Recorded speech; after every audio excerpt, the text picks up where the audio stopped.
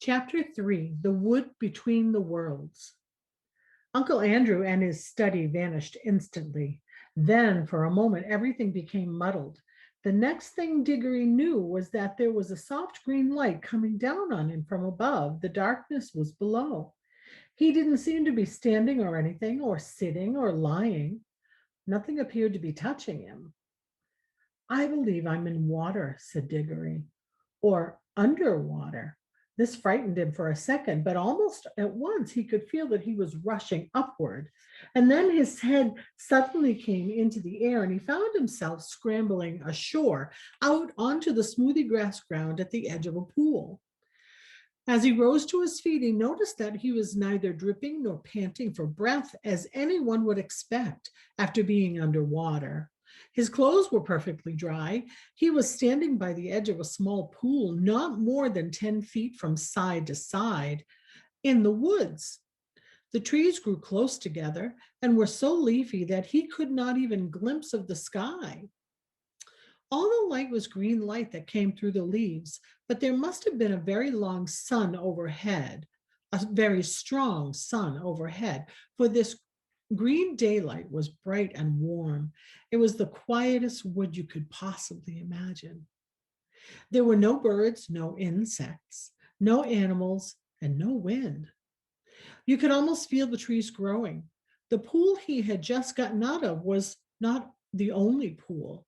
There were dozens of pools, a pool every few yards as far as his eyes could see. You could almost feel the trees drinking the water up in their roots. This wood was very much alive. And when he tried to describe it afterwards, Diggory always said it was a rich place, a place like a plum cake. The strangest thing was that almost before he had looked about him, Diggory had half forgotten how he had come to be there. At any rate, he was certainly not thinking about Polly or Uncle Andrew or even his mother. He was not in the least frightened or excited or curious. If anyone had asked him, "Where did you come from?" he would probably just say, "I've always been here." That was what it felt like, as if one had always been in that place and never had been bored, although nothing had ever happened. As he said long afterward, it's not the sort of place where things happen. The trees go on growing, that's all. After Diggory had looked at the wood for a long time, he noticed that there was a girl lying on her back at the foot of a tree just a few yards away. Let me show you this picture. So that's Diggory, I guess.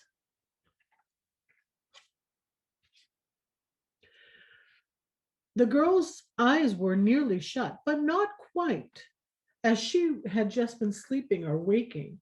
So he looked at her for a long time and he said nothing. And at last she opened her eyes and looked at him for a long time, and she also said nothing. And then she spoke in a dreamly, um, a dreamly sort of voice. "I think I've seen you before," she said. "I rather think so too," said Diggory. "Have you been here long?" "Oh, I've I've always been here. At least, well, I don't know, a very long time." "So have I," said Diggory. "No, you haven't," she said. "I just watched you come out of that pool." "Yes, I suppose I did," said Diggory with a puzzled thought. I'd forgotten. Then for quite a long time, neither one of them said any more. "Look here," said the girl. "I wondered, did we ever really meet before? I had a sort of idea, a sort of a picture in my head of a boy and a girl like us, living somewhere quite different and doing all sorts of things. Perhaps it was only a dream." "I've had that same dream, I think," said Diggory, "about a boy and a girl living next door, and something about crawling among the rafters. I remember the girl had a dirty face. Aren't you getting mixed up?" In my dream, it was the boy who had a dirty face. I can't remember the boy's face, said Diggory. And then he said, what's that?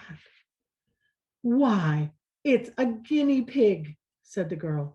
And it was a fat guinea pig nosing about in the grass. But round the middle of the guinea pig, there was a run of tape, and tied to it by the tape was a bright yellow ring. Look, said Diggory, the ring, and look, you've got one on your finger, and so have I.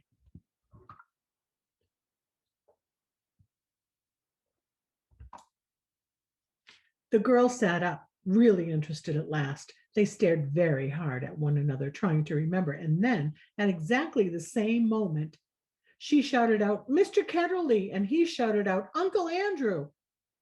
And they knew who they were, and they began to remember the whole story. After a few minutes of hard talking, they had gotten it all straight. Diggory explained how beastly Uncle Andrew had been. What do we do now? Said Polly. Take the guinea pig and go home? Here's the picture of the guinea pig. Isn't he cute?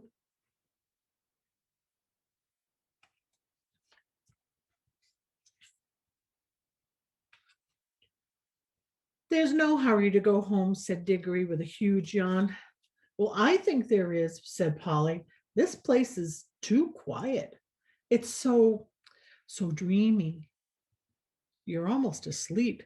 If we once give into it, we shall just lie down and drowse here forever and ever. It's very nice here, said Diggory. Yes, it is, said Polly. But we've got to get back. She stood up and she began to go cautiously toward the guinea pig, but then she changed her mind. We might as well leave the guinea pig. It's perfectly happy here, and your uncle will do something horrid to it if we take it back home. I bet he would, answered Diggory. Look at the way he's treated us. By the way, how do we get home? Go back into the pool, I expect. They came and they stood together at the edge, looking down into the smooth water. It was full of the reflection of the green leafy branches, and it made it look very deep. We haven't got any bathing suits, said Polly. We don't need them, silly, said Diggory. We're going in with our clothes on. Don't you remember? It didn't wet us the way up. Can you swim? A bit. Can you? Well, not much. I don't think we need to swim, said Diggory. We want to go down, don't we? Well, neither one of them much liked the idea of jumping into that pool, but neither said so to the other. They just took hands and they said, 1, 2, 3, go. And they jumped.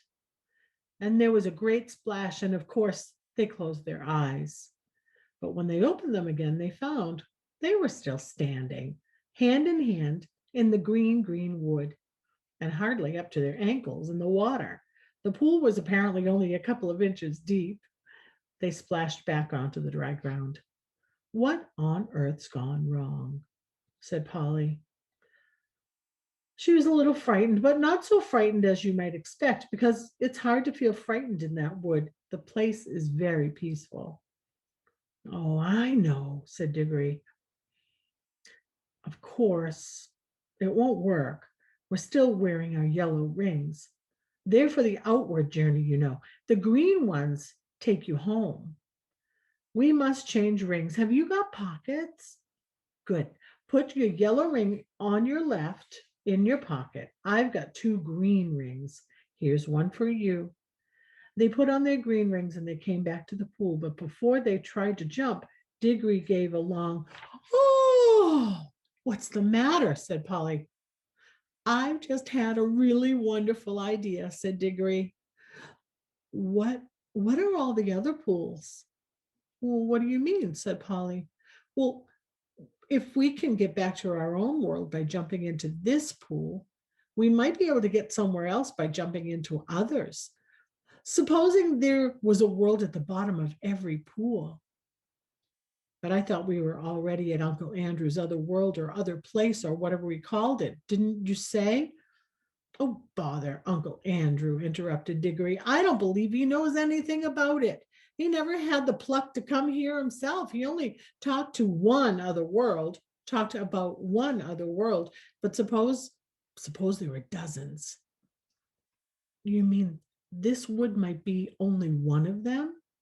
No, I don't believe this wood is a world at all. I think it's just part of an in-between place. Polly looked puzzled. Don't you see, said Diggory. Listen, think of our tunnel under the slates at home. It isn't a room in any of the houses. In a way, it isn't really part of any of the houses. But once you're in the tunnel, you can go along it and come out into any of the houses in the row. Mightn't this wood be the same? A place that isn't in any of the worlds, but once you found that place, you can into all of them. Well, even if you can, said Polly. And of course, that explains everything, he said. That's why it's so quiet and sleepy here. Nothing ever happens here. Like at home, it's in the houses that people talk and do things and have meals. Nothing goes on in the in between places, behind the walls and above the ceilings and under the floor or in our own tunnel. But when you come out of our tunnel, you may find yourself in any house. I think we can get out of this place into jolly well anywhere. We don't need to jump back into the same pool we came by, or not just yet. The wood between the worlds, said Polly. Sounds rather nice. Come on, which pool should we try? Look here, said Polly. I'm not going to try any new pool until we've made sure that we can get back to the old one. We're not even sure it'll work yet. Yes, said Diggory, and he got caught by and get caught by Uncle Andrew and have our rings taken away before we've had any fun. No, thank you. Couldn't we just go part of the way down back into our own pool just to see if it works? And then if it does, we'll change rings and come up again before we really get back to Mr. Ketterly's study. Can we go part of the way? Well, it took time coming up. I suppose it'll take a little time going back. Diggory made rather a fuss about agreeing to this, but he had to in the end because Polly absolutely refused to do any exploring in any new world until she had made sure about getting back to the old one. She was quite as brave as about some dangers, like she was very brave about wasps, for instance, but she was not so interested in finding out things nobody had ever heard of before. For Diggory was the sort of person who wants to know everything. And when he grew up, he became a famous Professor Kirk who comes into other books that we'll be reading. After a good deal of arguing, they agreed to put on their green rings. Green for safety, said Diggory, so you can't help remembering which is which. And hold hands and jump.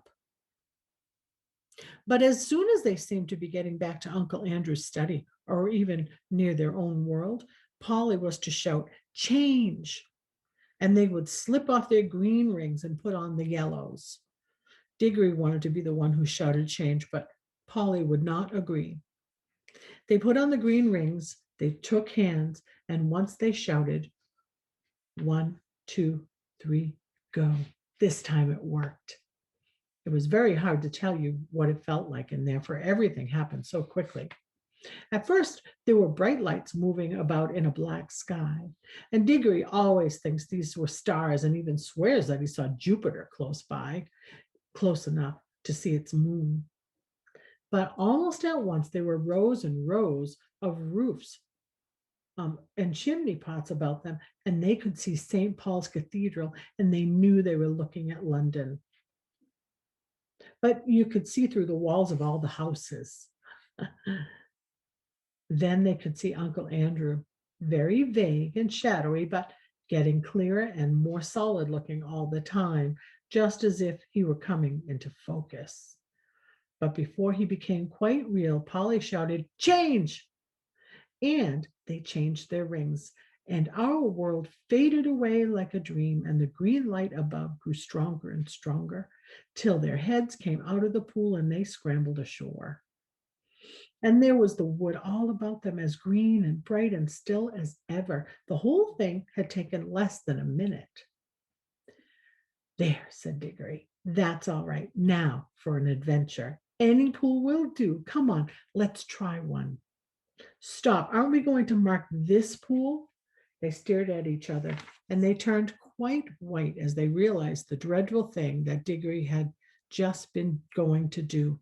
For there were any number of pools in the wood, and the pools were all alike, and the trees were all alike. So if they had once left behind a pool that led to their own world without making some sort of landmark, the chances would have been 100 to 1 against them ever finding their way again. Diggory's hand was shaking as he opened his penknife, and he cut out a long strip of turf on the bank of the pool.